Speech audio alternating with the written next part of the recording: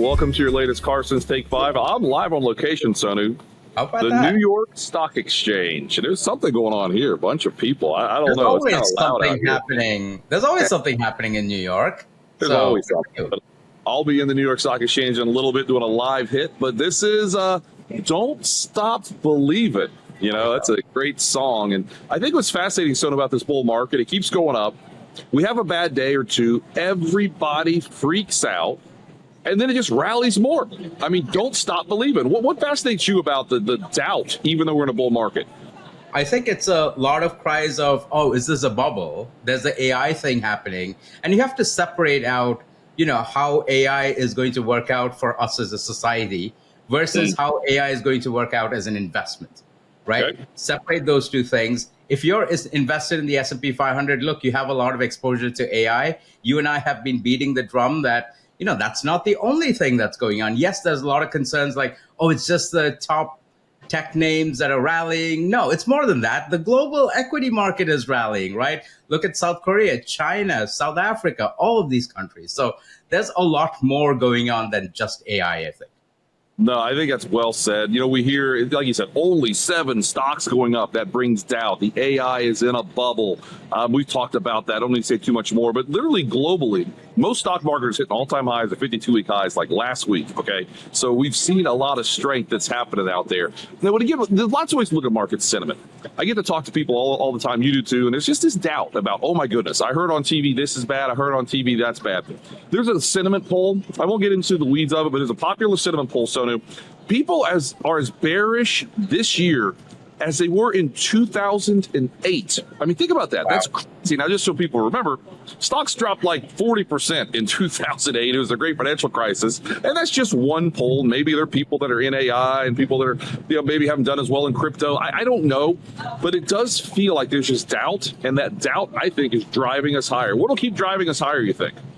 We've got momentum. We had one of the best 6 months ever. And we had the best 6 months, one of the best 6 months during a period when you're not supposed to have a very good 6-month period, May through October. Yes, momentum is real, I think, is a way to put it. We talked before, stock market's up 6 months in a row. NASDAQ is up 7 months in a row. We're awfully overextended, but I know we talked about this last time. I think I want to do it again, though. When you're up 15% for the year, Sonu, like we were this time, going into November and December have been higher. Are you ready for this? 20 out of 21 times. Okay, we know something like 82, 83% of fund managers are missing their benchmark. It's cliche to say cash on the sidelines, but honest to goodness, I think it's real. What about earnings? What about earnings for a second? They've been really solid, right? Yeah, that's the other side of it. Earnings have been solid in a way during a time when we don't have enough official data from the government because of the shutdown. We're officially in the longest shutdown ever. So, which means we don't have payroll data. We got some inflation data, but we don't have a lot of data. So it's sort of flying dark, right? Flying blind. And what do you look at during that time? Earnings. Earnings is telling us that the economy is doing okay. In fact, the earnings are telling us that the global economy is doing okay. I mean, companies earning more than 50% of their revenue from the outside the US, they've seen really solid earnings growth and revenue growth. I think that's a good story. You know, speaking of like earnings and keeping the economy going, it's a lot colder today than it was yesterday in New York. I think I need to go buy a coat. I need to keep the economy going the longer I stand here. We've got like about another minute or so here. You know, there's so many, again, we understand.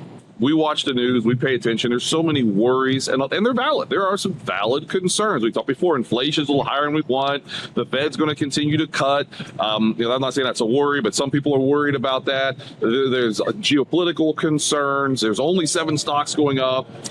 You know, our earnings in a bubble. I mean, all this stuff is out there. Just know, everybody, the underlying fundamentals for the last 3 years have been solid. We still think they're solid. Sonu, let's wrap up in 30 seconds. What's one more piece of good news to send everybody home with?